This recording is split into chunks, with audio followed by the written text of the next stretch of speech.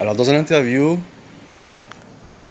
effectuée par le Campus Lumière d'Islam, qui est un outil de propagande de la Fondation d'Islam de France, supervisé par Khaled Benchir et Jean-Pierre Chevènement, donc on comprendra que cet outil de propagande, il fait la promotion du réformisme islamique, dont le coranisme est une dérive ou une forme extrême. Et cette interview croisée fait intervenir Hassan Chahdi, Asma Hilali et Guillaume Day.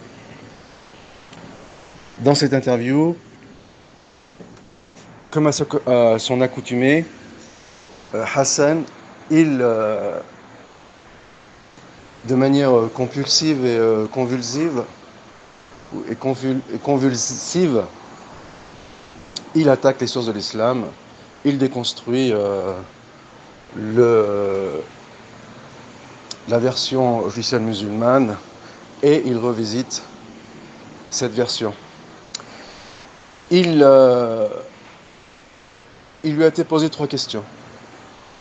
Et bien sûr, c'est dans la deuxième, la troisième question dans laquelle il montre son domaine de prédiction, dans lequel il excelle, et qui n'est autre que la déconstruction de la genèse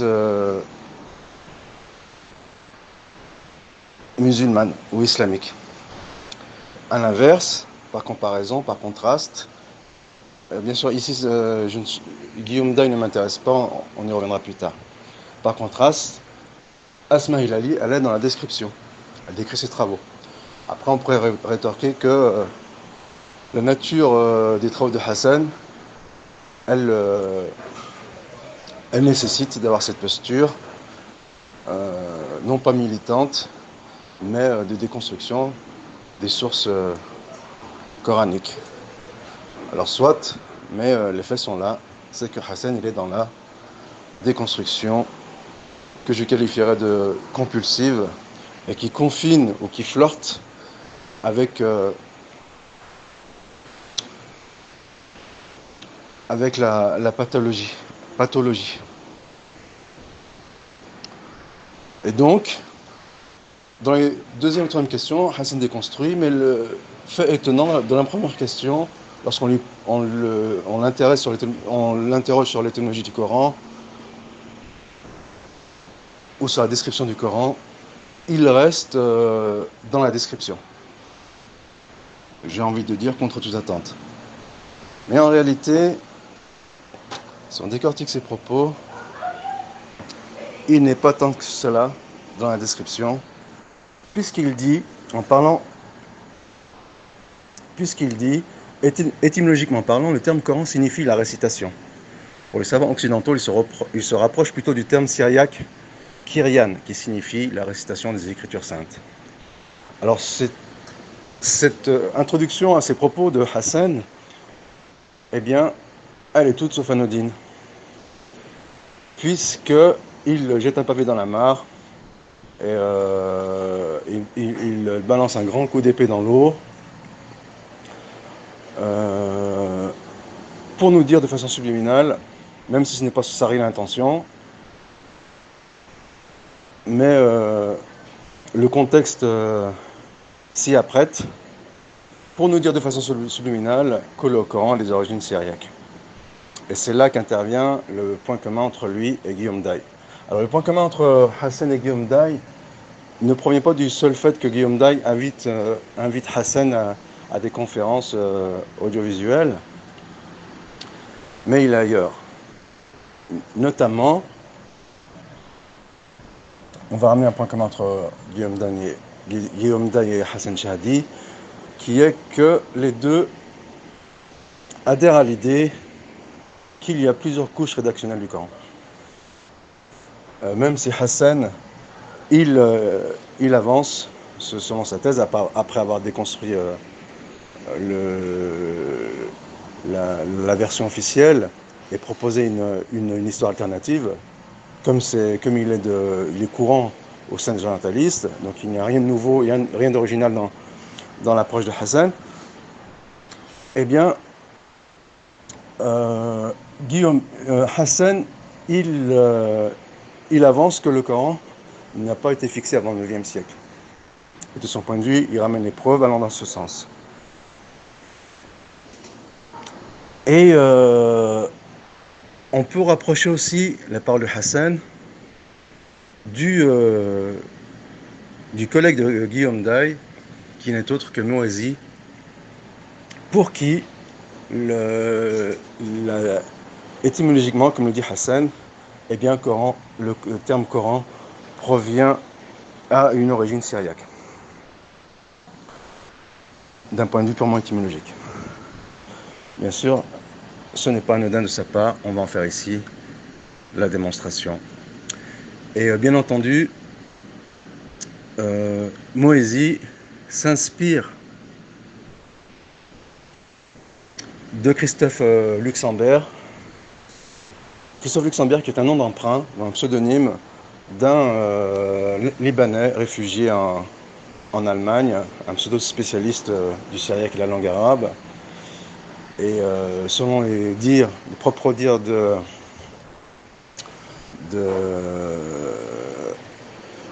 Patricia Krohn, l'un des chantres de l'hypercritique, bien sûr qui a été voué à l'échec et qui a sombré dans les lames de l'histoire, eh bien, son amateurisme, il se particularise, Christophe Luxembourg, par un amateurisme primaire. Et donc, si on veut attaquer les propos de Hassan Shahdi, disons que, pour reprendre sa propre expression, de qualifier le Coran de récitation et en laissant entendre que le terme récitation n'est pas suffisant pour définir le terme Coran et qu'il faut plutôt se pencher du côté du terme syriaque Kiryan, qui signifie récitation des Écritures saintes, eh bien c'est un non-sens, comme il se plaît à le dire en ce qui concerne les conclusions de ces coreligionnaires ou anciens coreligionnaires musulmans. Et pour preuve, Anne-Sylvie Boissilo, ou Bois-Livaux, qu'on a utilisé pour confirmer l'unité rédactionnelle du Coran, même si éventuellement il ne partage pas cet avis, mais en tout cas ses travaux vont dans ce sens. Dans son œuvre, dans son étude vocabulaire et argumentation du discours coranique autoréférentiel, elle dit que le Coran n'est pas nommé Coran dans le contexte où Mohammed récite devant des croyants. Il apparaît enfin que le Coran sert à nommer une récitation liturgique. Donc le Coran, c'est une récitation liturgique à la base. Ce n'est pas une simple récitation. Donc, à nommer une récitation liturgique effectuée par le prophète ou ses disciples. Donc la chercheuse, ici cette enquête, elle provient d'un chercheur franco-maghrébin. La chercheuse apporte ensuite un complément d'analyse étymologique pour réfuter la thèse qui soutient que le terme Coran est un emprunt pur et simple du mot syriaque Qaryana.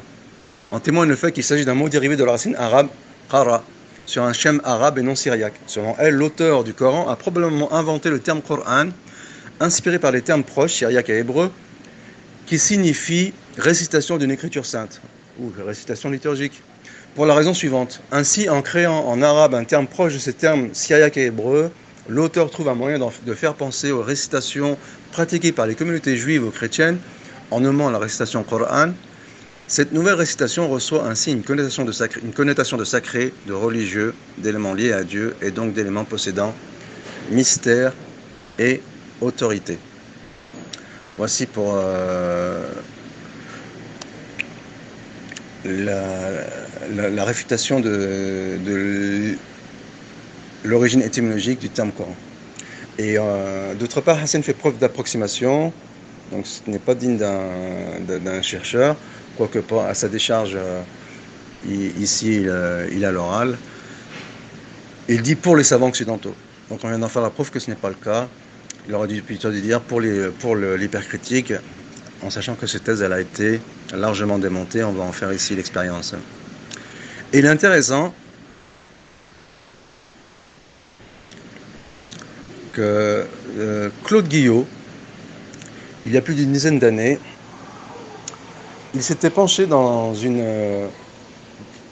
un compte-rendu de lecture sur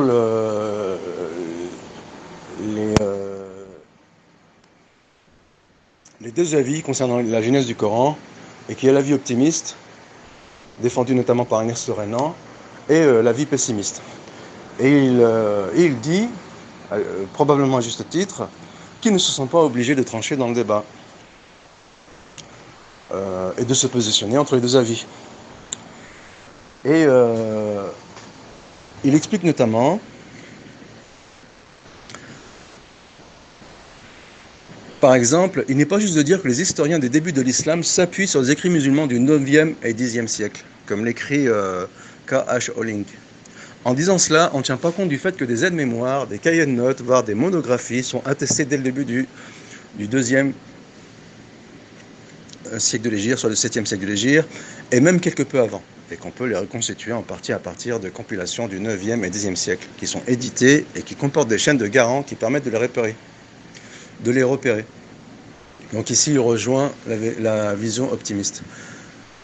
Le fait que nous avons écrit dans le volume dans lequel cette position est affirmée et répétée ailleurs, donc on peut faire un parallèle avec le Coran des historiens, dans lequel il y a des révisionnistes ultra et des révisionnistes libérés, selon ma terminologie, ne signifie pas que nous serions d'accord avec ce point de vue. Il en va de même du fait de considérer Merv comme la patrie du mouvement coranique. Donc ici, il s'attaque à la vision hypercritique. Plusieurs auteurs qui ont collaboré à ce volume, et nous en sommes, rejettent cette thèse. Il en va de même de la thèse selon laquelle le Coran primitif aurait été, et ici il dit Coran primitif, il ne dit pas Coran archaïque, on a déjà parlé de ce point, aurait été élargi dans le courant du 7e, dans le courant du 8e, voire du 9e siècle. Et bien entendu, cette position est celle de Hassan Shahadi et de François Desroches. Donc il est un peu approximatif de dire que François Desroches, il y a un quasi-consensus avec François Desroches en tête pour attester que le Coran s'est stabilisé à l'époque de Othman. Puisqu'en réalité, ce même François Desroches, il relativise son discours et dit que le Coran n'est pas totalement fixé jusqu'avant le 9e siècle. Donc ici, il y a un paradoxe. Bien sûr, il émet ses arguments pour effacer ce paradoxe, mais il en demande encore moins un paradoxe. Et donc, une datation si tardive ne peut être acceptée. Donc ici, il réfute ce point, qui est défendu par François Desroches et Hassan Shahadi. Ne serait-ce que dans la mesure où nous avons des exégètes du Coran qui sont morts au tout début du 2e, soit du 8e siècle, et qui commentaient le Coran que nous connaissons, tels par exemple le Koufien et Khurasanien, Ad-Dahhak, Ibn Muzahim.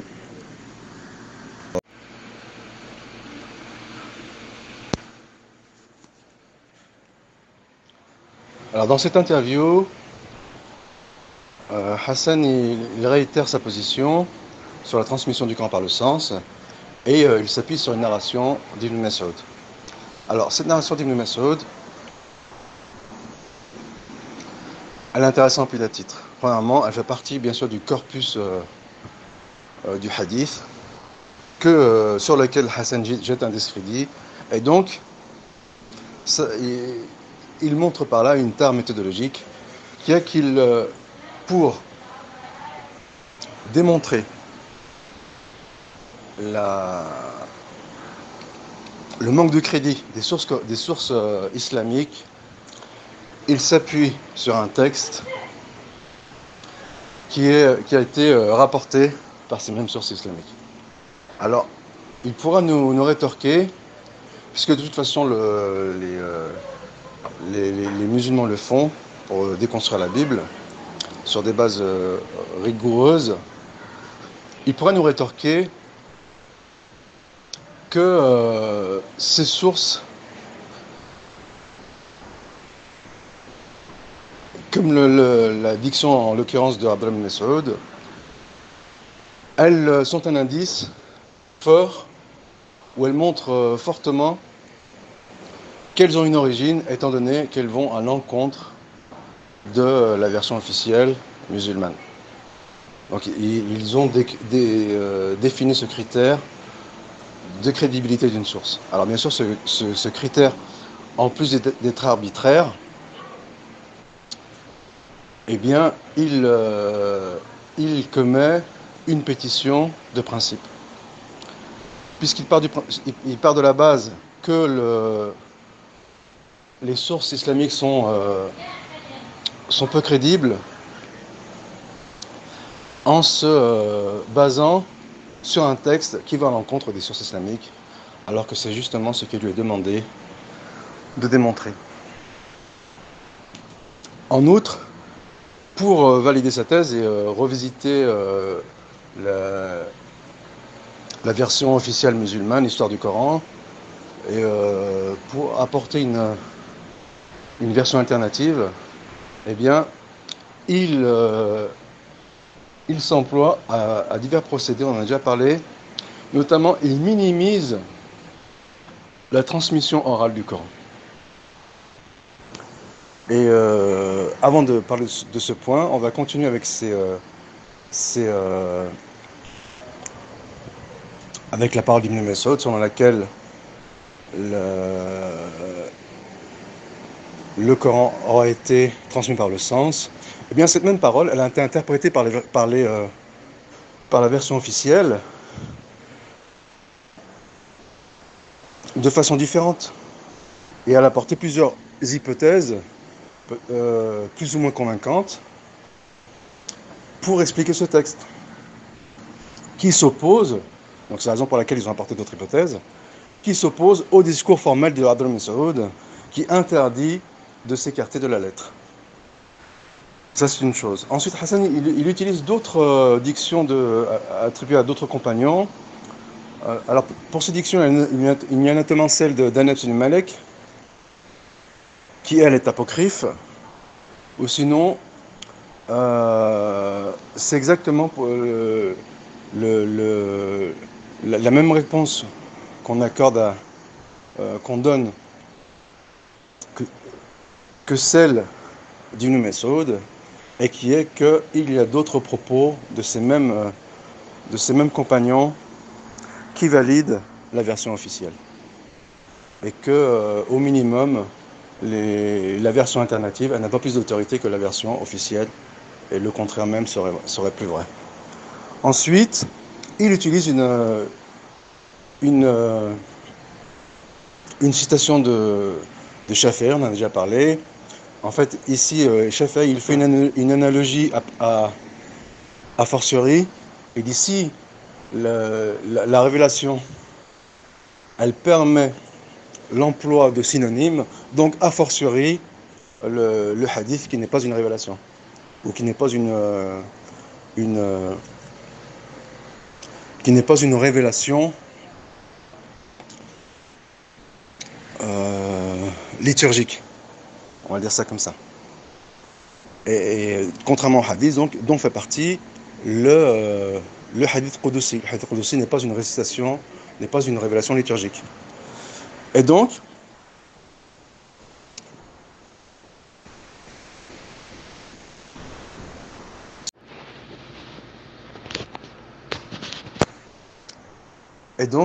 cet emploi de cette citation de Shafi'i est inapproprié.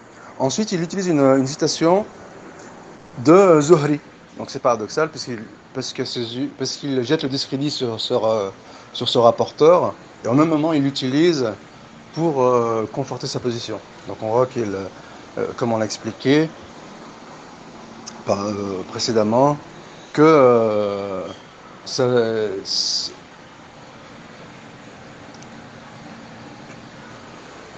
sa position sélective des textes, eh bien, elle est plus arbitraire que scientifique, et elle n'est pas basée sur des critères objectifs, mais plutôt sur des idées préconçues. Et donc, il ramène la citation de Zuhri, dans laquelle il dit si la révélation, pareil, c'est une analogie a fortiori, comme Shafi'i, si la révélation, eh bien, elle autorise l'interversion des termes dans une phrase, donc a fortiori les textes du hadith qui eux ne sont pas une révélation liturgique, donc ils ne font pas partie de la récitation liturgique. Ensuite, pour ce qui est de la transmission du Coran par voie orale, en fait, on en a déjà parlé par le passé, l'érudition orientaliste, elle se penche sur les manuscrits du Coran, en pensant bien sûr trouver des vices de forme dans la version officielle, mais ils sont tombés sur un os. Comme ils sont tombés sur un os, aussi on va en parler avec l'épigraphie et l'archéologie, mais ils ont cherché, peut-être bien malgré eux chez certains, bien sûr on ne met pas en question la sincérité, mais dans les faits c'est ce qui s'est passé, à trouver des dissonances entre les manuscrits du Coran et la version musulmane. Et bien sûr ils sont arrivés à des résultats contraires. Mais pour ce qui est de l'oralité, comme minimise Hassan Shahadi, Michel Sweetler, dans une étude, explique que dans les temps anciens, où l'écriture était à peine utilisée, la mémoire et la transmission orale étaient exercées et renforcées à un degré presque inconnu aujourd'hui. Donc il y a une part de mystère. De la même manière qu'on n'a toujours pas résolu les mystères des pyramides, donc chaque événement du passé a sa part du mystère, proportionnellement, on va dire peut-être éventuellement, mais ce n'est pas systématique, à son éloignement dans le temps. Et donc, John Burton, qui ne reconnaît pas, qui est un négationniste, c'est-à-dire qu'il ne reconnaît pas les sources du hadith, et pourtant il arrive aux mêmes conclusions, on y reviendra plus tard, il arrive aux mêmes conclusions que la version officielle musulmane. Il dit: la méthode consistant à transmettre le Coran d'une génération à l'autre, en faisant mémoriser aux jeunes la récitation orale de leurs aînés, avait quelque peu atténué dès le début des pires périls de s'appuyer uniquement sur les documents écrits. Alors, contrairement à ce que prétend faire, même si elle ne le fait pas dans les faits, l'orientalisme moderne. Et Kenneth Grach, dont on a déjà parlé, il dit: ce phénomène de récitation coranique signifie que le texte a traversé les siècles dans une séquence vivante et ininterrompue de dévotion. Il ne peut donc pas être traité comme une chose antiquaire, ce que font les orientalistes avec les manuscrits du Coran, même si on extrapole un petit peu leurs études, ni comme un document historique issu d'un passé lointain. Le fait du hifz, la mémorisation coranique, a fait du Coran un bien présent tout au long de la période musulmane, et lui a donné une valeur humaine à chaque génération, sans jamais permettre sa relégation à une simple autorité à des fins de référence uniquement. Et il est intéressant de mettre en avant l'étude du spécialiste Adrian Brockett, donc qui est l'auteur d'une étude comparative entre les deux versions Hafs et Warsh, qu'il a nommé la valeur de transmission Hafs et Warsh pour l'histoire textuelle du Coran. Il nous dit donc: dans les cas où il n'y a pas de variation au sein de chaque transmission elle-même, certaines différences entre les deux transmissions, au moins dans les copies consultées, apparaissent de manière constante. Aucun d'entre eux n'a d'effet sur le sens. Bon, bien sûr, Hassan ne remet pas en question ce point, mais il tend la perche à une vision plus extrême sur la question. Peut-être que lui-même il y adhère, on ne le sait pas, mais peu importe. L'auteur délimite les transmissions de Hafs et Warsh en différence de forme vocale et différence de forme graphique. Selon Brocken, une telle division est clairement établie d'un point de vue écrit et est en soi déséquilibrée. Ce serait une erreur d'en déduire par exemple que parce que Hamza était au début essentiellement en dehors de la forme graphique, il était donc au début également en dehors de la forme orale. La division sert donc principalement à faciliter la classification et la référence. Concernant la forme graphique de cette transmission, il précise en outre: du côté graphique, les correspondances entre les deux transmissions sont largement plus nombreuses que les différences, souvent même avec des bizarreries comme Aynama et Aynama, c'est-à-dire qu'une fois attaché, une fois détaché, étant systématiquement préservées dans les deux transmissions. Et la'anatallahi, orthographié avec ta ta'wila et ta mabulta, identiquement dans les deux transmissions également. Aucune des différences graphiques n'a fait douter les musulmans de la transmission parfaitement fidèle du Coran. Donc ici, il rejoint la vision officielle. Et du côté vocal de la transmission, l'opinion de l'auteur est la suivante. Du côté vocal, les correspondances entre les deux transmissions dépassent de loin les différences entre elles, même avec les subtilités telles que les voyelles longues avant que Hamza al-Qat'in à Madda. Donc si c'est assez technique. Aussi, aucune des différences n'affecte substantiellement le sens au-delà de son propre contexte. Tout cela témoigne d'une transmission remarquablement unitaire, tant dans sa forme graphique que sous sa forme orale. Ici, il conjugue avec brio entre la transmission orale et les manuscrits du Coran. Il évoque également l'attitude des musulmans et des orientalistes à l'égard de la transmission graphique. Il dit donc, de nombreux orientalistes qui voient le Coran comme un simple document écrit, donc ceci c'est une tare méthodologique, pourraient penser que dans les différences graphiques peuvent être trouvés des indices significatifs sur les débuts de l'histoire du contexte du Coran. Donc c'est exactement ce que fait François Desroches. Bien sûr, il est tombé sur un os, quand même il était motivé par des pieuses intentions. Si Othman a publié un texte écrit définitif, comment de telles différences graphiques peuvent-elles être expliquées, pourrait-il demander. Et c'est ce qu'ils ont fait d'ailleurs. Mais pour les musulmans, qui voient le Coran comme un texte oral aussi bien qu'écrit, donc cette double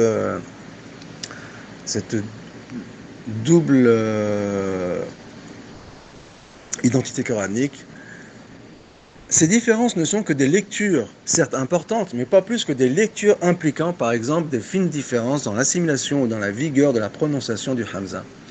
Broquet va jusqu'à fournir des exemples avec lesquels le lecteur intéressé peut procéder à une analyse approfondie. Ainsi, il déclare « La limite définitive de la variation graphique admissible était, d'abord, la perturbation consonantique qui n'était pas trop importante, ensuite l'inaltération du sens et enfin l'autorité fiable. » Dans la section intitulée « La mesure dans laquelle les différences affectent le sens », l'auteur répète le même point.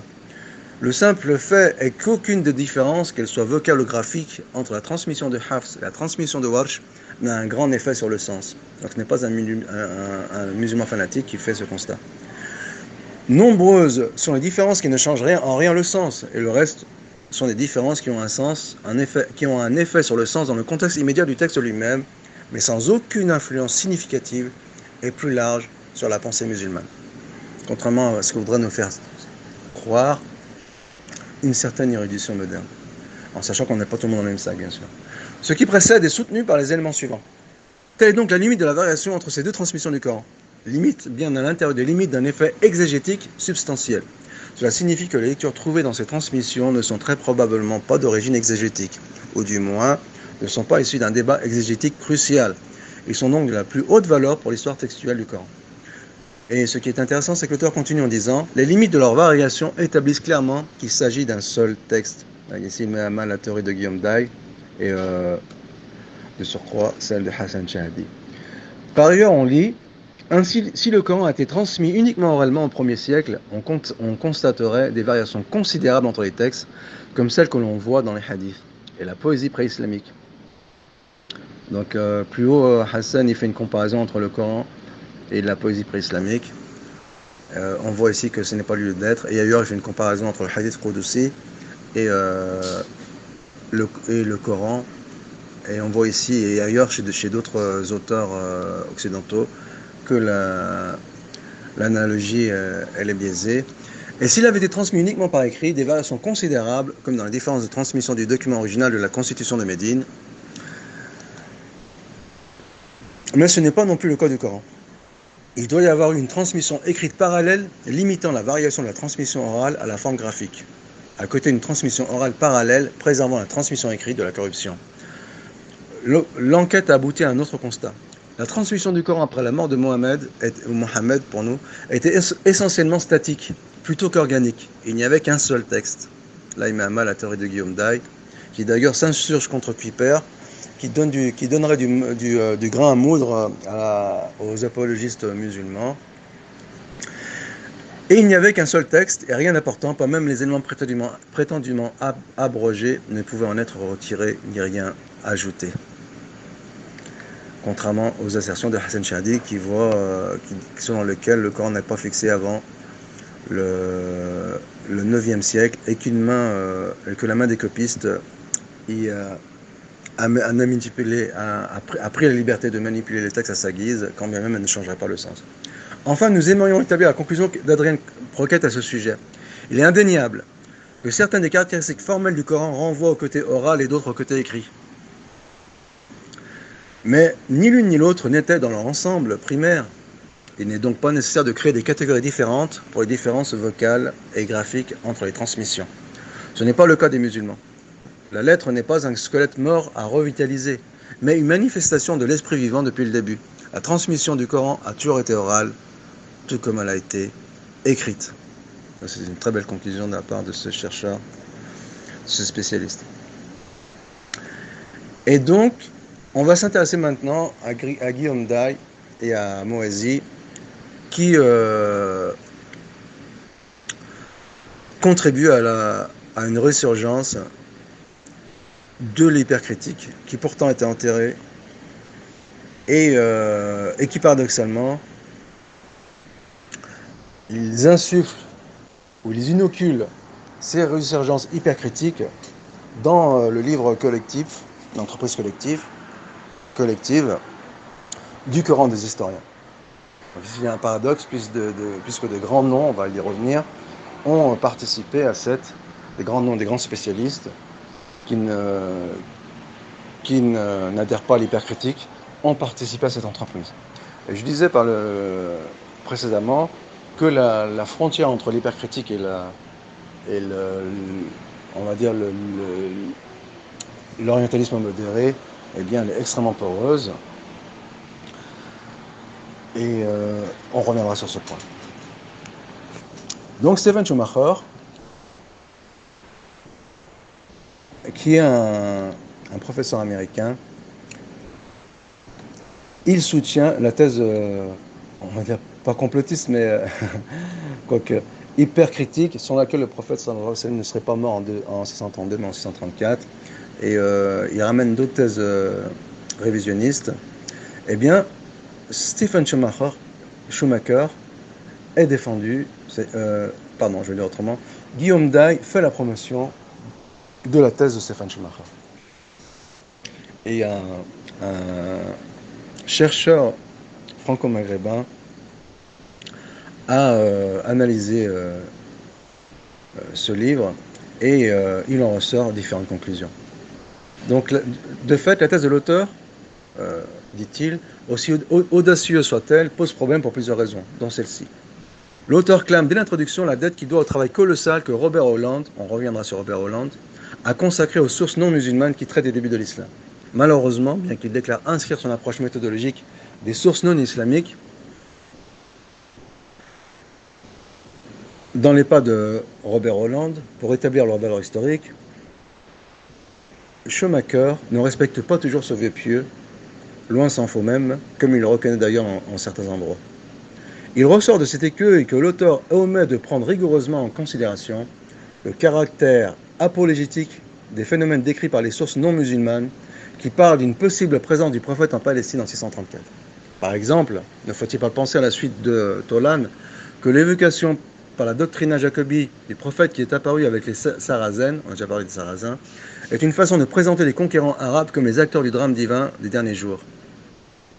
On comprend donc que l'auteur accorde un crédit sans faille à des sources qui, bien que contemporaines ou presque des premières conquêtes arabes, doivent être, comme le dit Hollande, traitées avec circonspection. Pour étayer sa thèse principale, Schumacher décrit trop rapidement les travaux de chercheurs qui ont consacré des années d'études à la biographie du prophète Mohammed. Ainsi en est-il par exemple avec les travaux de Schuller, Motzki, Gorg,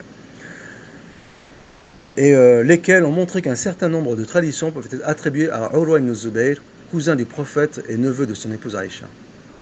Donc il dit que, selon lequel les traditions de Urwa ibn Zubayr et de Zuhri sont des fabrications tardives.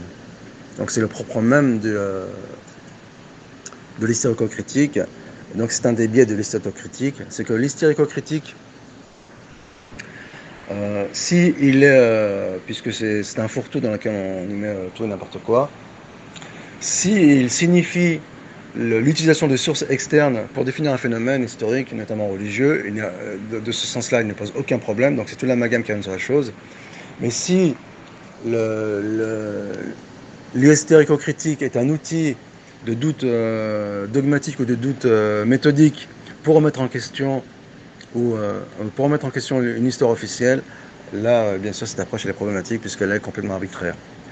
Ensuite, donc Schumacher ne tient pas assez compte du fait que le Hijaz, en particulier Médine, a été pour partie sacralisé du vivant même de Mohammed, La thèse de Schumacher n'est donc pas convaincante. Certes, l'auteur a raison de pointer du doigt les limites des sorties narratives islamiques. Là, bien sûr, comme beaucoup de Maghrébins, il est contaminé par l'air du temps, l'auteur de cet article. Et il omet lui-même de préciser que ce même mosquée qu'il utilise contre Schumacher, eh bien, il a réhabilité les sources islamiques. En tout cas, en grande partie.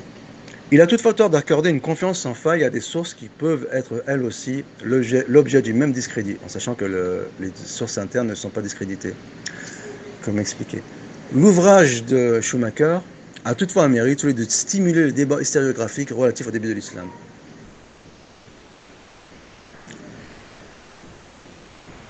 Ensuite, il est intéressant, concernant mais on reviendra aussi sur ce point, concernant l'influence des civilisations de l'Antiquité tardive sur la rédaction du Coran, il y a des points de connivence entre le récit du Coran, le récit de Marie dans le Coran et la présence de ces récits dans des récits apocryphes, chrétiens notamment. Bien sûr, ces thèses sont soutenues par l'hyper critique, notamment que défend Guillaume Day, notamment je disais dans l'évangile de l'enfance, qui plus scientifiquement est appelé l'évangile pseudo-Matthieu. Et donc l'hypothèse la plus généreuse sur la datation de ce manuscrit, donc du manuscrit latin du pseudo-Matthieu, proposée par des chercheurs sérieux, provient de Jean Gisel, ou Gisel, qui prévient malgré tout, le problème n'est pas simple et est resté jusqu'à ce jour sans solution satisfaisante. Ce dernier le date à la fin du VIe siècle, soit à la période qui correspond à la naissance du prophète. La thèse du plagiat semble d'autant plus invraisemblable que, selon le professeur de religion Soleiman Mourad, l'anecdote de Marie n'a aucune origine dans le patrimoine chrétien précédant cette période. Ces plus anciens manuscrits, tous écrits en latin, datent du 8e siècle et ont tous été retrouvés en Europe.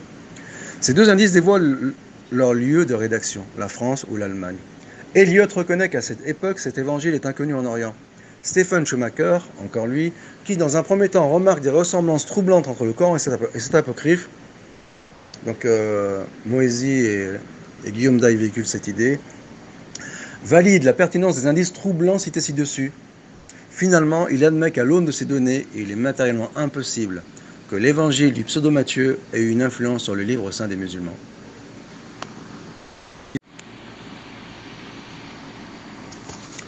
Si cela est clair, nous pouvons nous tourner vers la thèse de Christophe Luxembourg, dont la biographie sur Wikipédia se garde de nous préciser si c'est un chrétien maronite ou non, ce qui nous donne des indications sur ses intentions. Et de toute façon, peu importe. Je propose ici une analyse qui s'est chargée de réfuter cette thèse sur l'origine syriaque du Coran. Cette analyse a été écrite au début des années 2000, à la fin des années 90, en sachant qu'elle ne tient pas compte des travaux récents de Christian Julien Robin, sur l'écriture arabe plusieurs siècles au moins avant la naissance du prophète Mohammed, et qui remettent en cause la théorie des emprunts lexicaux des langues non arabes vers l'arabe coranique. Et bien sûr, Christian Julien Robin, il fait partie du collectif du Coran des historiens. Donc, c'est cette théorie, donc soutenue par Christophe Luxembourg, nous ramène à Mingana. Mingana qui est un orientaliste d'origine kurde qui était affilié ou rattaché à l'église chaldéenne. En cela, si on s'en tient aux critères historico-critiques, eh bien, il n'est pas crédible puisqu'il défend son point de vue et son patrimoine. Et donc, ce Mingana a tenté d'enseigner aux musulmans la transmission de leurs livres sacrés jusqu'à l'alphabet arabe. Donc, il veut apprendre aux musulmans qu'est-ce que l'alphabet arabe. Il est très condescendant, Mingana. Il a un discours très méprisant, surtout à la façon de Patricia Crone, qui bien sûr a déchanté avec le temps, qui a formulé un mea culpa, mais c'est un mea culpa très timide, puisqu'après tant d'années de règne du mépris, il est difficile de faire marche arrière.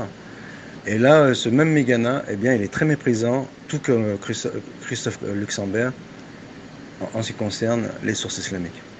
L'auteur, donc son hypothèse était que le Coran avait de fortes empreintes syriaques. L'auteur a intégré une multitude de mots empruntés au syriaque, donc l'auteur du Coran, et a ainsi provoqué la révolution linguistique de ce qu'on appelle aujourd'hui le Coran. Mingana a catalogué le prétendu vocabulaire syriaque dans le Coran et a soutenu la présence généralisée du christianisme syriaque et son rôle important dans les origines de l'islam. Son travail ainsi que celui plus complet d'Arthur Jeffery, The Foreign Vocabulary of the Quran, donc c'est Jeffery qui est aussi un chrétien, ont donné une impulsion à des recherches plus approfondies sur le lien entre le vocabulaire étranger du Coran et les circonstances historiques de son apparition. Récemment, l'œuvre de Mingana a reçu une résurrection avec une nouvelle tournure grâce à Daïsiro Aramaish Lézard des Quran de Christophe Luxembourg. Et lui-même, il a connu une résurgence grâce à Guillaume Day et Moésie. Le duo Guillaume Day-Moésie, le duo Day-Moésie. En ce qui concerne les origines de la langue arabe, Mingana affiche une totale ignorance. Et on va faire ici la démonstration. Il poursuit en affirmant qu'à la Mecque et à Médine, la langue écrite devait être soit le syriaque, soit l'hébreu.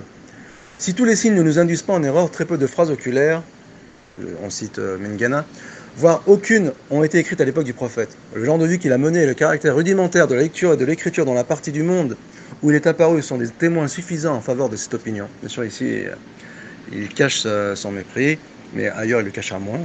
Notre ignorance de la langue arabe au début de son évolution est telle que nous ne pouvons même pas savoir avec certitude si elle avait sa propre écriture à Mecca ou à Médine. Si une sorte d'écriture existait dans ces deux localités, elle devait être quelque chose de très similaire à l'estrangolo, c'est-à-dire le syriaque, ou à un caractère hébreu. Quant au voyelle arabe, il rejette la voix des auteurs arabes et s'appuie plutôt sur les écrivains araméens et sur ses propres opinions spéculatives. Il dit: le premier découvreur des voyelles arabes est inconnu de l'histoire. Les opinions des auteurs arabes sur ce point sont très vaines pour être citées. Donc ici, il affiche son mépris. Si nous pouvons émettre notre propre opinion, donc il apporte une histoire alternative, comme le fait Hassan Shahadi, nous pensons qu'un traité complet et systématique sur ces voyelles n'a été élaboré que dans la seconde moitié du 8e siècle. Et nous pensons qu'une telle tentative n'a pu être menée à bien que sous l'influence de l'école de Bagdad à ses tout débuts. Donc ici, cette allégation, son importance, on va le voir. D'une part, outre l'insuffisance des motifs permettant de supposer une date antérieure, nous n'avons pas de manuscrit dont on puisse démontrer qu'il était antérieur à cette époque, orné de voyelles. D'autre part, donc ici il fait preuve d'une ignorance outrée. D'autre part, la dépendance de ces voyelles par rapport à celle des Araméens nous oblige à trouver un centre où s'épanouissait la culture de la langue araméenne. Et ce centre est l'école de Bagdad, qui fut, comme nous l'avons dit, sous la direction des érudits nestoriens et où un traité sur la grammaire syriaque fut écrit par le célèbre Hunayn. Donc ici, il fait part de ses propres fantasmes, de ses propres vœux. Et bien sûr, on peut accréditer ses vœux sur le compte de la rigueur scientifique. Il a également affirmé que la base des voyelles arabes est basée sur les voyelles araméennes. Les noms donnés à ces voyelles sont une preuve irréfragable de la véracité de cette affirmation. Ainsi, le fas correspond en appellation et au son à l'araméen ftaha. Donc ici, il parle de l'origine araméenne du syriaque. Suivant de près les traces de Mingana, Luxembourg affirme qu'avant l'émergence de la littérature arabe, la principale langue d'écriture était le syro-aramaïche, ou le syriaque. Cela l'amène à supposer que les origines de la littérature arabe et du Coran doivent être recherchées dans les communautés araméennes et chrétiennes. Cette hypothèse est poussée plus loin en affirmant que la Mecque n'était pas une colonie arabe, mais une colonie araméenne. Donc ici, il fait part d'une théorie farfelue, savamment orchestrée ou savamment échafaudée, à la manière de Hassan, qui échafaude sa théorie farfelue avec des arguments savants. Donc cette hypothèse est poussée plus loin en affirmant que la Mecque n'était pas une colonie arabe, mais une colonie araméenne, et que les habitants de la Mecque parlaient aramaïche de Mishrash. Donc ici, c'est des termes techniques, hein. On est d'accord. Cette langue apparemment inconnue, ou comprise en dehors de la Mecque, tomba bientôt dans un état d'oubli, et aucune tradition fiable n'existait pour prouver son existence. Ainsi, selon Luxembourg, ou Luxembourg, les premiers érudits musulmans, écrivant environ un siècle et demi après le prophète, donc l'absence de preuve n'est pas la preuve de l'absence, quand bien même il avait raison, avaient la fausse impression, regardez avec quel mépris il parle des érudits musulmans, ils avaient la fausse impression que le Coran était écrit en arabe classique. Quel mépris. Il n'était donc pas surprenant qu'ils ne comprennent pas ce qu'ils lisaient. Quel mépris. À cet égard, Luxembourg représente une rupture radicale avec tous les autres, y compris Jeffery et Mingana. Donc il va plus loin que ses prédécesseurs, et dont l'un des chantres de l'hypercritique. Sous le couvert de ces hypothèses, Luxembourg commence sa quête pour trouver le vrai texte coranique en utilisant ses propres méthodes graphiques et linguistiques. Ce sont ces hypothèses pour le côté graphique de son analyse qui nous intéressent dans cet article. En affirmant que les premiers documents arabes manquent de points diacritiques, ce qui n'est pas le cas, et de marqueurs de voyelles, Luxembourg se permet de modifier les signes diacritiques et de changer les voyelles à la volonté. Et voilà, on enlève l'histoire officielle pour apporter sa propre histoire des faits. Donc en définitive, on n'apporte rien de nouveau. On ne change rien au schmilblick. On n'apporte rien au schmilblick. Le travail de Luxembourg a reçu une large publicité par le New York Times. Donc bien sûr, ce sont des théories sensationnalistes.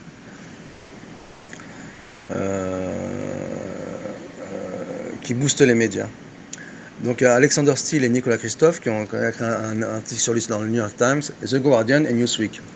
Son livre est-il un discours novateur ou s'agit-il d'un autre exercice qui fait à la une des journaux? C'est un peu ce que le Coran des historiens. On nous présente, en sachant que c'est un livre très hétérogène, mais en admettant qu'il soutient la vision hypercritique même si c'est un hypercritisme critique modéré de Guillaume Day et son apôtre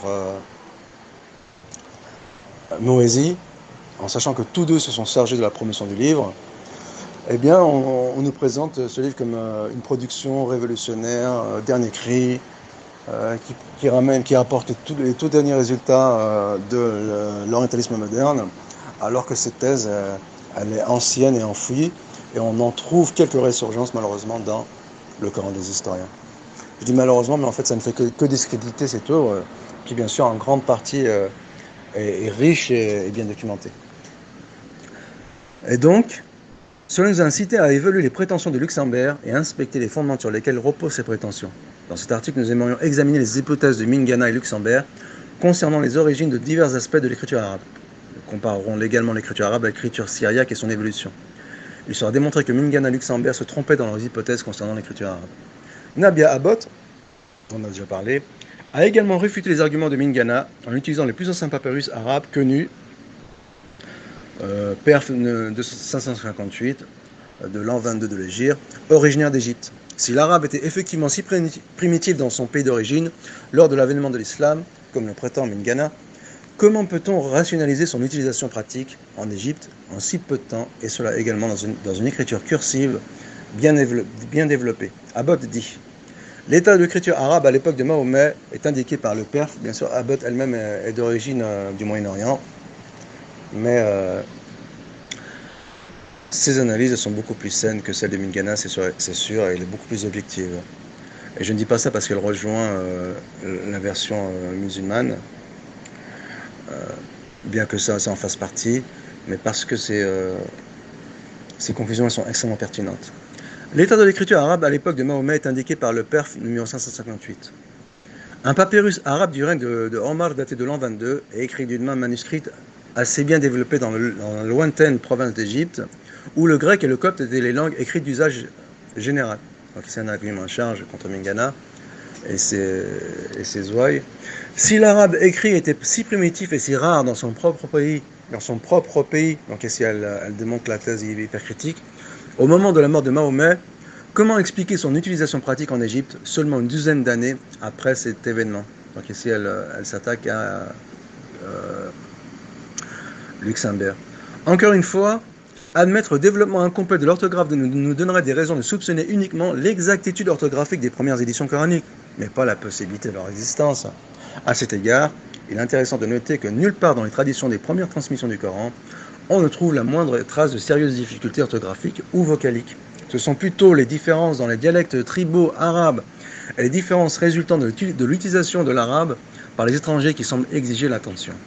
Les considérations qui précèdent portent à croire que, si l'on admet les erreurs courantes que les écrivains et les copies sont susceptibles de commettre, donc ce que reconnaît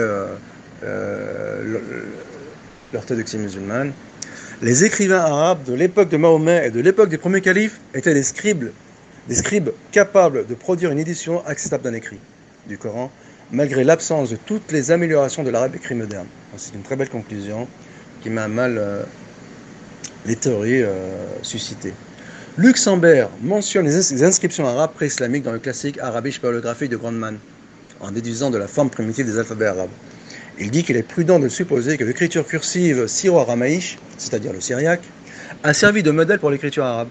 Ce qui devient maintenant presque incroyable, c'est que Luxembourg utilise l'Arabisch paléographie de Grundmann comme source pour étayer son argument selon lequel l'écriture syro-aramaïche a servi de modèle pour l'écriture arabe. Grundmann, dans ce livre, fut en fait l'un des premiers érudits, donc les pionniers, à réfuter les origines de l'écriture arabe à partir de l'écriture syriaque. Nodelke fut le premier à établir le lien entre les écritures nabatéennes et arabes en 1865, ce qui réfute plus tard la thèse syriaque défendue par l'aumônier militaire français Jean Starsky. L'affiliation entre les écritures nabatéennes et arabes est désormais entièrement documentée par J. Haley, qui dit « Le développement de l'écriture nabatéenne au 2e, 3e et 4e siècle après JC est généralement considéré comme une progression depuis une forme dérivée de l'araméen antérieure vers des formes à partir desquelles l'écriture arabe ancienne, cursive occidentale, s'est développée. » Bien que nous devrions noter le point de vue de J. Starsky, basé en partie sur l'observation que l'écriture nabatéenne, contrairement aux écritures syriaques et arabes, est essentiellement suspendue à une ligne supérieure, et que l'origine de l'écriture arabe doit être recherchée dans une forme lamide de l'écriture syriaque, ce point de vue a rencontré peu de soutien. L'origine nabatéenne de l'écriture arabe est désormais presque universellement acceptée. Des conclusions similaires ont également été tirées par Nabia Abbott, Kees Versteeg et Béatrice Grandler. Il convient également de noter que les origines d'une ancienne écriture cursive arabe n'ont rien à voir avec l'écriture syro-araméiche de Luxembourg. Il s'agit plutôt de l'écriture nabatéenne d'où il provient. Maintenant que l'hypothèse de Luxembourg selon laquelle l'écriture syro-araméiche serait le modèle de l'écriture arabe est définitivement réfutée, on peut passer à l'étape suivante, en sachant que pour relativiser les propos de Haley, il dit que l'usage ordonné des signes diacritiques peut provenir du syriaque, ce que nous avons démontré faux. Et Nabia Abbott avait supposé qu'il y avait longtemps, en étudiant les premières pièces de monnaie islamique et les papyrus, que les points diacritiques provenaient de l'époque pré-islamique. Donc ce point est extrêmement important, on va le voir. Il a été affirmé par des chercheurs avec quelques réserves que les origines des signes diacritiques des vols proviennent du syriaque. Nous avons déjà vu les opinions de Mengana plus tôt. Luxembourg estime que les points diacritiques en syriaque peuvent avoir servi de base à l'alphabet arabe. Dans l'alphabet syriaque, seuls 2 caractères possèdent des points diacritiques. Par comparaison, l'alphabet arabe contient un total de 15 caractères pointés. Imaginez que les Arabes aient emprunté leurs innombrables points au syriaque devient une proposition difficile. De plus, nous avons des preuves pré-islamiques claires de l'utilisation de ces points diacritiques. Par exemple, l'inscription Rakouch qui date de 267 après Jésus-Christ, ou 267 de notre ère, a des points diacritiques sur les lettres. L'inscription de Jabal Ram, 4e siècle de notre ère, comporte des points diacritiques pour les lettres. Et une curieuse inscription de Sakata contient des points associés aux lettres arabes, donc il les cite. Et ici, donc, l'archéologie et l'épigraphie, et on va dire les graffitis, les artefacts, les monuments rupesques, je ne trouverai pas le mot. L'étude des pièces, eh bien, ils viennent en renfort du Coran et de, entre guillemets, bien sûr, ils viennent en renfort du Coran et de la vision et de la version islamique, contre toute attente. À l'époque de l'avènement de l'islam, le premier papyrus daté de 22 de l'Égypte en 642, montre de nombreux points diacritiques sur les lettres. Des points sont également visibles sur les lettres, donc il cite les lettres. Un papyrus bilingue de 22 à 54, entre 642 et 674. Il existe également des exemples de points diacritiques dans les inscriptions islamiques. Par exemple, une inscription à Wadi Sabil montre un point en dessous du bas une inscription près de Taïf sur un barrage construit par le Khalif Muawiyah en 677 montre l'utilisation de points consonantiques. Étant donné que tout le matériel ci-dessus a été publié avant que Luxembourg ne publie son livre, il est surprenant de voir son affirmation citant Blacher, selon laquelle la tradition islamique est incapable de déterminer avec précision quand les points diacritiques ont finalement été corrigés. Bon, bien sûr, ici, il est méprisant. Un processus qui a pris le relais 300 ans plus tard, si nous prenons la preuve des inscriptions et des papyrus antérieurs au Mus'haf d'Othman. Nous constatons qu'il y a 10 caractères en pointillés sur 15 qui ont le même motif de point que celui utilisé. Donc la version officielle qui dit que Othman s'est basé des points diacritiques pour proposer un squelette consonantique aux différentes variantes du Coran, eh bien, elle est étayée historiquement. Nous constatons qu'il y a 10 caractères en pointillés sur 15 qui ont le même motif de point que celui utilisé. Aujourd'hui, il n'est pas surprenant que Grindler, spécialiste de l'écriture arabe, s'appuie sur des exemples d'inscriptions, de papyrus et de pièces de monnaie des premiers temps islamiques et déclare: le système diacritique avait achevé son développement dans la première moitié du 1er siècle islamique, même si les points ou traits étaient utilisés de manière sélective et sporadique, étant considérés plutôt comme une clarification supplémentaire que comme une partie intégrante de l'alphabet. Nous savons que les origines de l'écriture arabe et des points diacritiques n'ont rien à voir avec l'écriture syro-aramaïque de Luxembourg. Par conséquent, il ne sera pas trop surprenant que les signes diacritiques proviennent de l'écriture nabatéenne vers l'écriture arabe. Elle a dit: on peut soupçonner que le concept de signe diacritique est venu aux Arabes avec l'écriture nabatéenne. Et donc il semblerait en fait qu'il y ait une répartition assez égale dans l'inventaire des lettres arabes. 11 des lettres arabes seraient soit d'origine nabatéenne, soit syriaque. Tandis que 10 ont un lien beaucoup plus plausible avec les nabatéens. Donc il émet beaucoup de réserves, c'est tout à son honneur, avec le nabatéen, et sont difficiles à expliquer à partir de leur origine syriaque, formelle ou cursive. On peut également noter qu'aucune des lettres arabes n'est impossible à expliquer à partir du syrien, du nabatéen. Un bref aperçu des origines syriaques aujourd'hui abandonnées de l'écriture arabe peut être trouvé dans un article de J. Sordel Toumin de l'Encyclopedia of Islam, donc aux éditions Brie, page 1120 de l'édition de 1178. Mingana avait affirmé que l'origine des voyelles arabes était inconnue de l'histoire et que les opinions des auteurs arabes étaient trop sans valeur pour être citées. Au lieu de cela, il a avancé sa propre opinion sans valeur ou autre, en disant que le fondement des voyelles arabes est basé sur les voyelles du syriaque. La seule preuve apportée par Mingana était la similitude des noms de voyelles en syriaque et en arabe. Donc c'est léger comme preuve. Le A de l'arabe correspond en appellation, le son A de l'arabe correspond en appellation au son ftaha de araméen. Luxembourg, en revanche, apporte une autre dimension à toutes les questions des signes vocaliques. Il affirme que le système de voyelles arabes pour la désignation des voyelles courtes, A ou I, par point, était basé sur le modèle du système de vocalisation syro-aramaïque antérieur. On prétend également que l'ajout de points sur les voyelles courtes à divers endroits a été introduit sous le règne de Abdelmak ibn Marwan en 685 et qui est mort en 705 de l'ère chrétienne.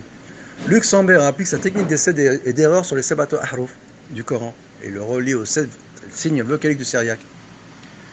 Le système d'écriture développé par Jacob Dedes, mort en 708, et Tabari, mort en 923, mort en 923, mentionne également une tradition qui dit qu'il y a eu 5 lectures, c'est-à-dire Khamsa Ahruf du Coran, qui selon Luxembourg correspond aux 5 signes vocaliques des Syriens occidentaux.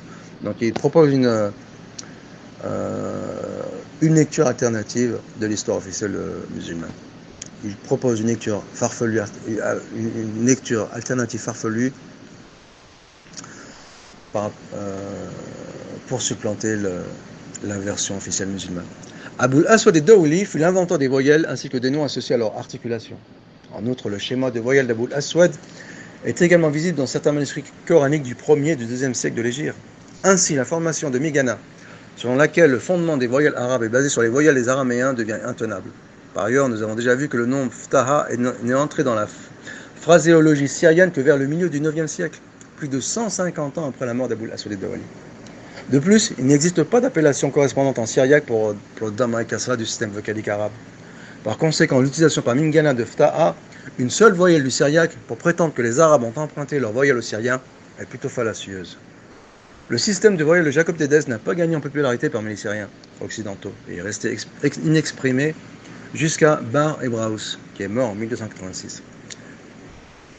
La prémisse de base du livre de Luxembourg, à savoir que le Coran a été écrit dans une langue hybride arabo-araméenne et empreinte aux écrits araméens chrétiens, est consacrée à donner des exemples tirés du Coran pour étayer cette prémisse. L'argument est essentiellement circulaire. Afin de documenter sa grande idée, donc c'est ce que j'ai appelé une pétition de principe. Afin de documenter sa grande idée selon laquelle le Coran est un document arabo-araméen s'appuyant sur les textes chrétiens araméens, il a ignoré tout ce qui ne convenait pas, un problème courant chez les détenteurs des grandes idées. On en a eu un exemple tout à l'heure avec Hassan Shahdi.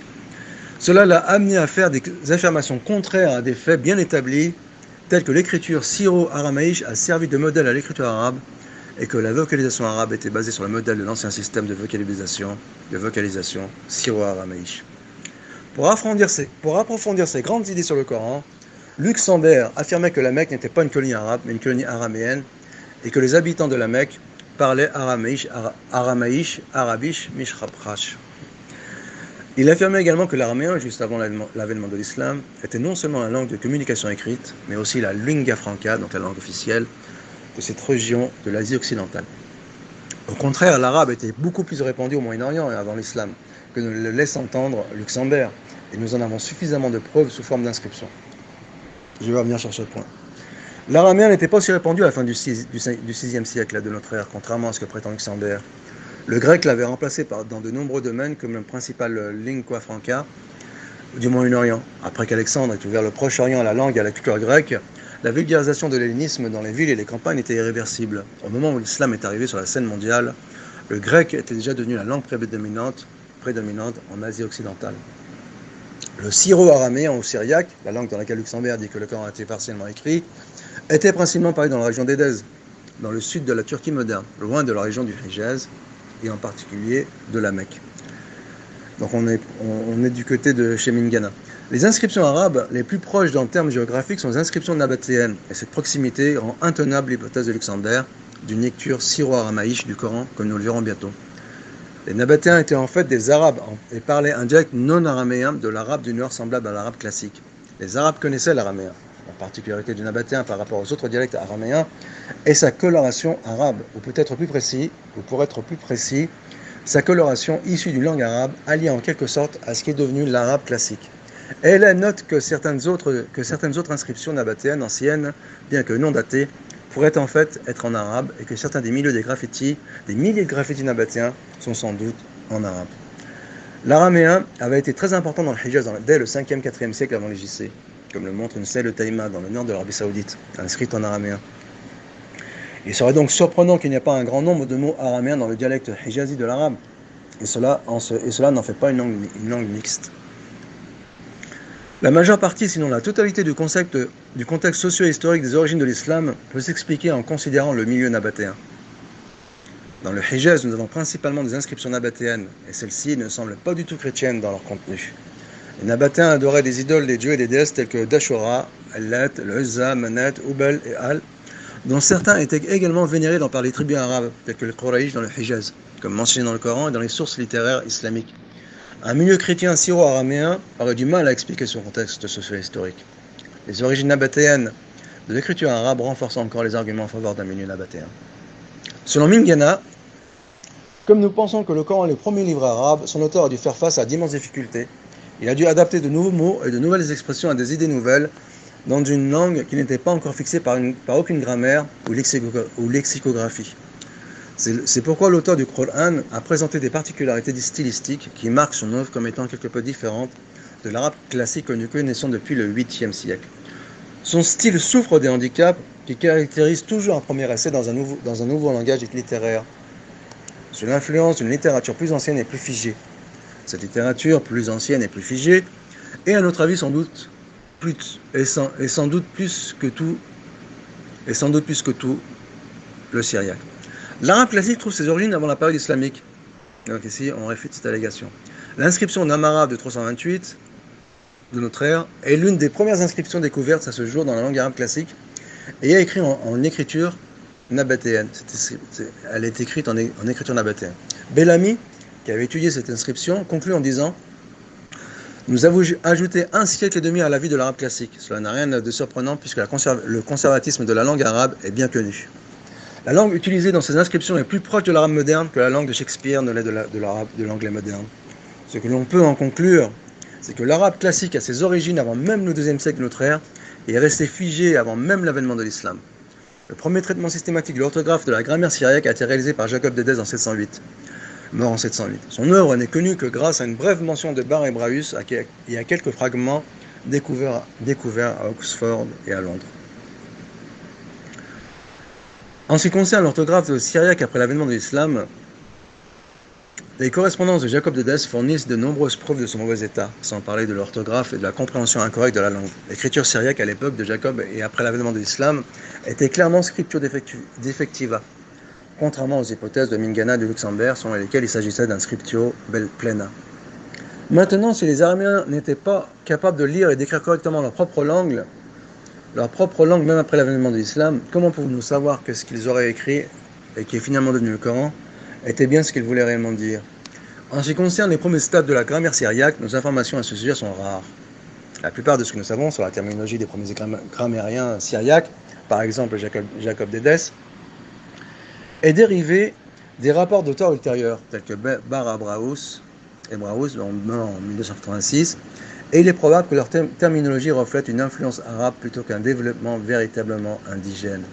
Vestige dit « Malheureusement, nous ne savons pas grand-chose des premières tentatives des Syriens en matière de grammaire de lecture au 6e et 7e siècle. La plupart de ce que nous savons dérive d'écrits syriaques ultérieurs, qui furent cependant composés à une époque où la tradition syriaque avait subi l'influence de la grammaire arabe et avait repris la majeure partie de l'appareil conceptuel et terminologique de cette tradition. En fait, la terminologie grammaticale syriaque et hébraïque, telle que nous la connaissons, est un calque de la terminologie arabe. Hunayn ibn Ishaq, mort en 873, a composé le premier dictionnaire syriaque proprement dit, basé sur l'ordre alphabétique. Il pose les bases de la lexicographie syriaque. À la fin du 9e siècle, Zacharie de Merv le compléta en ajoutant d'autres entrées. Mais ce fut un ouvrage confus. Isho Ba'ali, l'élève de Hunayn, a écrit un nouveau dictionnaire basé sur celui-ci et est disponible en version imprimée. Dans ce document, les mots syriaques sont suivis d'équivalents ou de définitions arabes. Parfois, d'autres explications syriaques sont ajoutées. Le dictionnaire syriaque le plus complet et le plus célèbre étant celui de Bahloul je ne sais pas, du Xe siècle. Il peut être décrit comme une sorte d'encyclopédie et est un lexique syriaque arabe ou syriaco-arabe. Le syriaque et l'arabe étaient utilisés pour l'explication d'un mot. Comme dans de nombreuses lexicographies arabes, les autorités sont mentionnées par les mots inclus.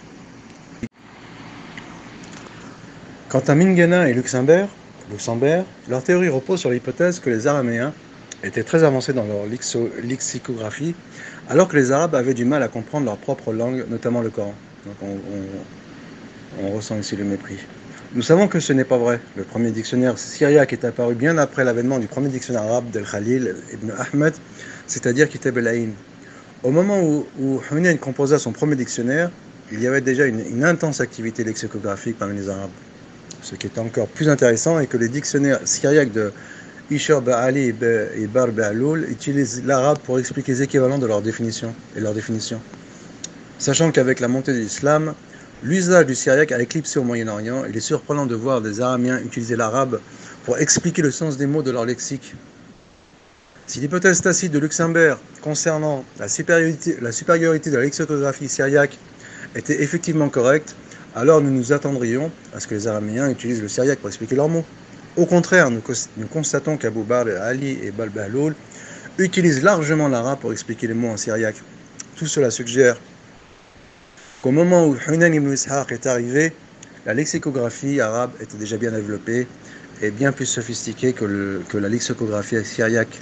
Comme le dit Renan, en plaisantant, la principale caractéristique littéraire du syriaque est la médiocrité, et le principal titre de gloire des Syriens est d'avoir transmis les traditions des Grecs aux Arabes.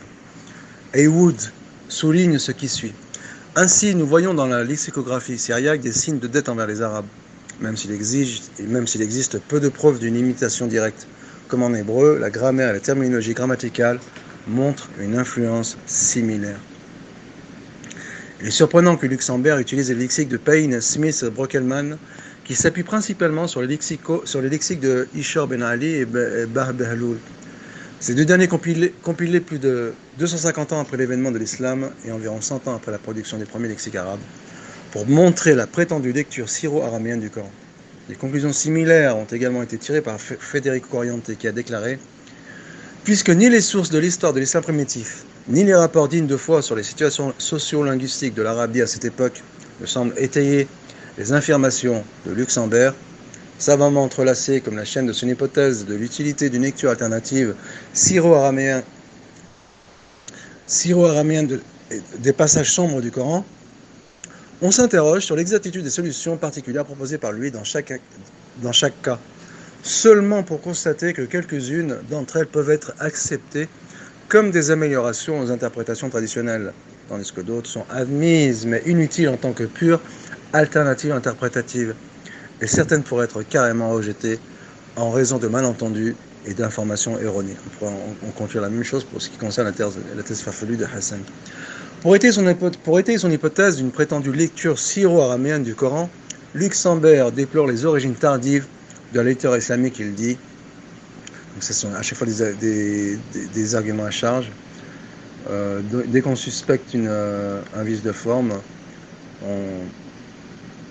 on saute dessus pour y voir un argument à charge.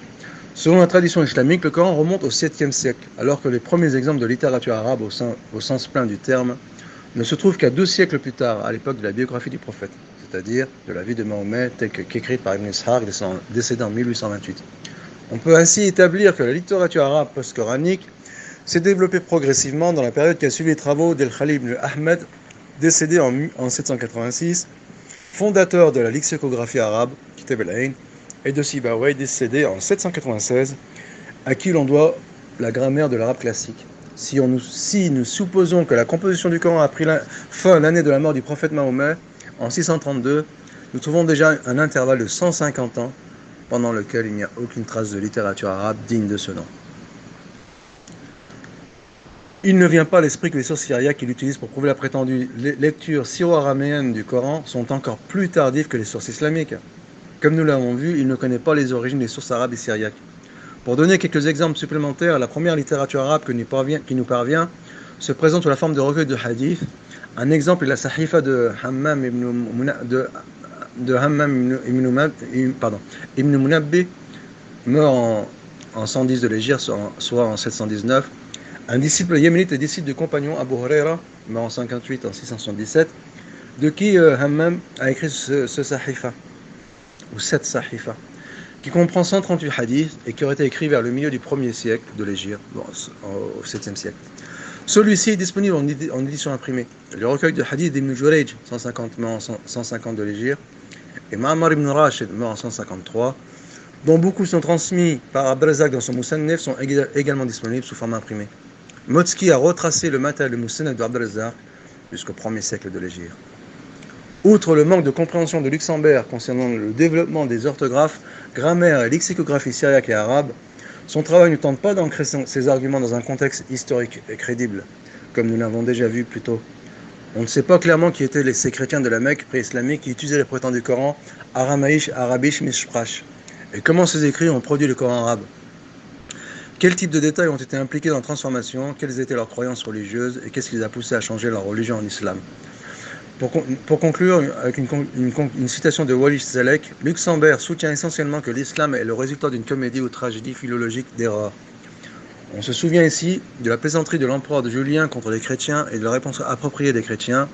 En le paraphrasant, on pourrait dire que les musulmans ont lu leurs écritures et les ont mal comprises. S'ils les avaient comprises, ils seraient devenus chrétiens.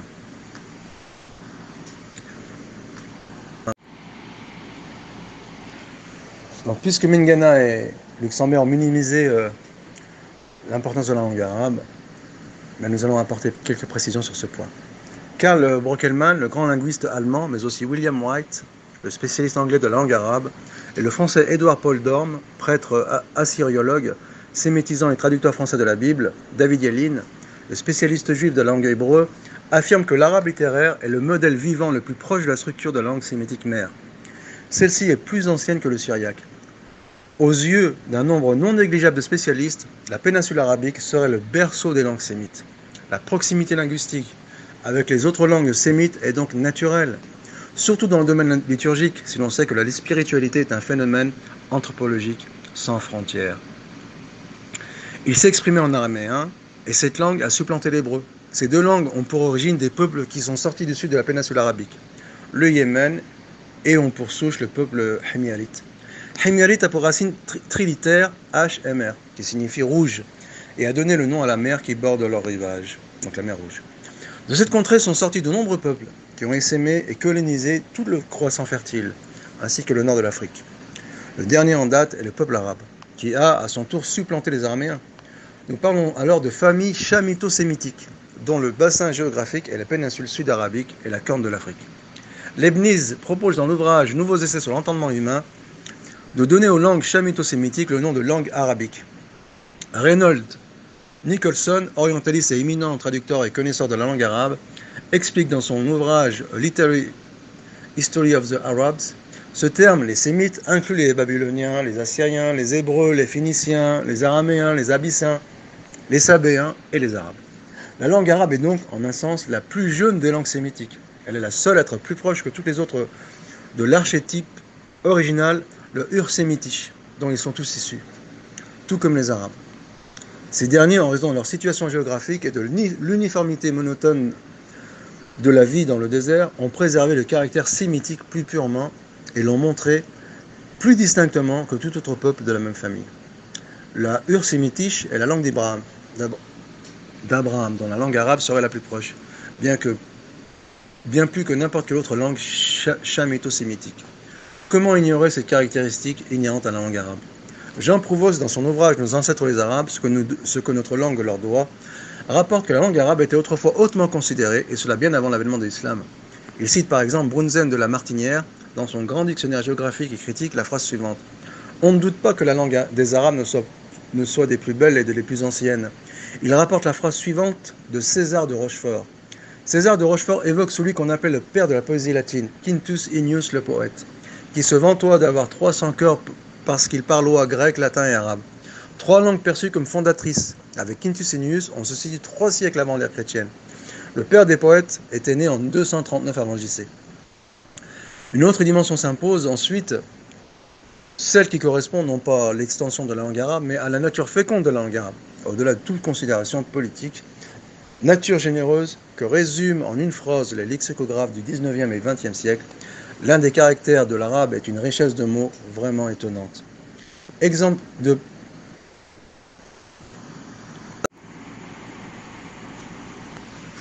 Alors pour finir cette longue démonstration, nous allons revenir au Coran des historiens. Alors que certains orientalistes affirmaient que le corpus coranique n'était pas achevé jusqu'à la fin du 8e siècle et le début du 9e siècle, c'est ce que fait Hassan Shahadi à sa façon, et son maître attitré François Desroches, l'on sait désormais, grâce à la découverte de 13 anciens manuscrits du Coran, que le corpus coranique existait déjà dans sa forme actuelle dès les premières décennies de l'Hégire, soit vers 650 environ. Autrement dit, du vivant même des plus proches compagnons du prophète. Donc ici, l'archéologie est au service de la version officielle musulmane, contre toute attente. Qui était encore en vie à cette époque-là, comme l'imam Ali, qui n'avait d'ailleurs jamais remis en question le corpus coranique othmanien, ni les versets et sourates révélés par les autres compagnons tels que Bakr, Omar, Salman, etc. Depuis, un nouveau consensus a émergé parmi les chercheurs travaillant sur les origines de l'islam et donne une date du milieu du 7e siècle vers 650 pour la composition du texte coranique, le Rasm. Voir Jonathan Brokop. Des travaux récents, comme expliqué tout à l'heure, Christian-Julien Robin, sur l'écriture arabe plusieurs siècles au moins avant la naissance du prophète Mohammed, remettent en cause la théorie des emprunts lexicaux des langues non arabes vers l'arabe coranique. Il est faux de prétendre que 30 parmi les meilleurs spécialistes internationaux, donc c'est la promotion propagandiste du Coran des historiens, participent à cet ouvrage, car ils sont absents des chercheurs faisant autorité dans le monde académique, comme Asma Afsuradoun, Saïd Hussein Nasr, Sherman Jackson, Joseph Lombard, Karen Degli, Mohamed Zubair Siddiqui, Mohamed Mustafa Al-Azimi, décédé en 2017, Jonathan Andrew Cleveland Brown, Harald Motzki, Geneviève Gobillo et dont certains participèrent au célèbre travail de Study Quran publié chez Upper One en 2015. Et à contrario dans ces trouvages, des chercheurs dont l'autorité aussi bien que les thèses sont fortement contestées, comme Guillaume Day et Mohamed Ali. Et Mohamed Ali et Amir Moezi font partie de l'aventure. Oui, leur présence à ces deux promoteurs du camp des historiens, eh bien, elle contraste avec la présence de grands spécialistes pour laquelle on déplore, dont on peut déplorer l'amalgame qui est suscité par leur présence, puisque leur nom est associé à ces deux propagandistes, Guillaume Day et Mohamed Ali Amir Moezi. Par contre, il y a effectivement des chercheurs qualifiés qui pourtant nuancent ou réfutent selon les cas les thèses de Guillaume Day, Gabriel Saïd Reynolds qui a probablement inspiré Karim Hanifi sur sa thèse de l'enfant sacrifice, de la liturgie de Isaac, ligature d'Isaac, et de Moezi, comme Frédéric Imbert, Christian-Julien Robin, François Desroches, en sachant, comme expliqué comme François Desroches, il dit que le Coran n'est pas stabilisé avant le IXe siècle, malgré qu'il reconnaît que sa canonisation a été fixée ou que les manuscrits, premiers manuscrits confirment la version officielle islamique. Donc ici il y a un paradoxe. Cela donne ainsi une qualité vacillante et oscillante selon les auteurs et les chapitres abordés, ce qui gâche l'aspect général du travail. Colossal, il faut le dire, fourni ici. Il y a tout un travail de documentation utile qui doit être salué, même si les réflexions ne sont pas toujours à la hauteur de ce que l'on pourrait exiger sur le plan intellectuel et académique. De même, il y a une certaine diversité dans les tendances représentées dans cet ouvrage collectif, avec des auteurs qui abondent dans le sens de la tradition musulmane dans la grande ligne, et les tenants de l'école hypercritique dont les thèses ne sont plus prises en sérieux dans le monde académique international, puisque plusieurs de ces thèses ont déjà été réfutées sur le plan historique aussi bien que linguistique. Et donc, Moezi et Day, le duo Moezi-Day se propose de redonner vie, de redonner à leur lettre de noblesse à la thèse hypercritique, en le revêtant d'un nouvel habit. Le premier tome offre une synthèse partielle des articles sélectionnés par Guillaume Day et Moezi, et sur différentes universités impliquées dans l'islamologie. On y trouve différents points de vue, et non pas seulement les adeptes de l'école hypercritique. Les travaux de Michel Clipper, qui fait grincer les dents de Guillaume Day, avec la rhétorique sémitique qui montre la cohérence du texte coranique, et ceux de Geneviève Gobillot, avec l'intertextualité notamment, sont mentionnés. Donc les deux rejoignent l'idée d'un auteur unique du Coran. Et ces deux chercheurs ne s'inscrivent pas dans le paradigme défendu par l'école hypercritique. Pour les chapitres où les matériaux historiques, notamment l'épigraphie, sont évoqués ou analysés, ils ont fait clairement appel à des chercheurs qualifiés qui, eux non plus, ne s'inscrivent pas dans l'école hypercritique, tels que Christian-Julien Robin, François Desroches, François Imbert et Michael Marx, en sachant que ça ne signifie pas qu'ils collent avec la version officielle musulmane. On peut qualifier certains d'entre eux comme des négationnistes modérés.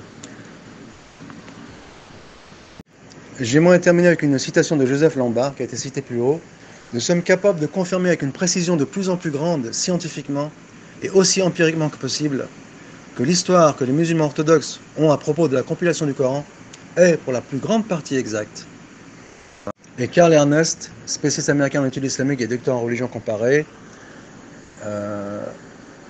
il se fend d'une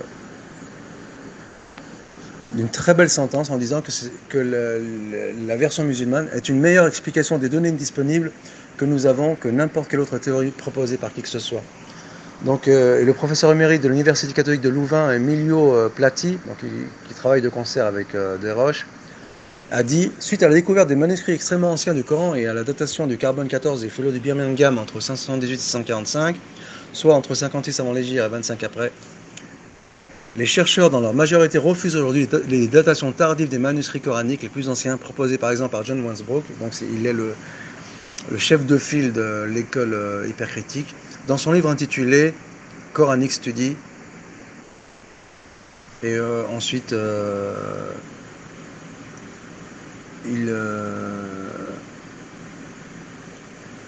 il remet en question. Donc, et Patricia Crone et Michael Cook avaient eux aussi suggéré qu'il n'existait aucune indication de l'existence du Coran avant la fin du premier 7e siècle, donc, dans leur livre Agarisme. Et il semblerait aujourd'hui qu'une meilleure datation serait plus proche du milieu du 1er 7e siècle, voire même avant cette date. Donc c'est un article du 24 janvier 2017 de Emilio Platier, Les pieux manuscrits du Coran.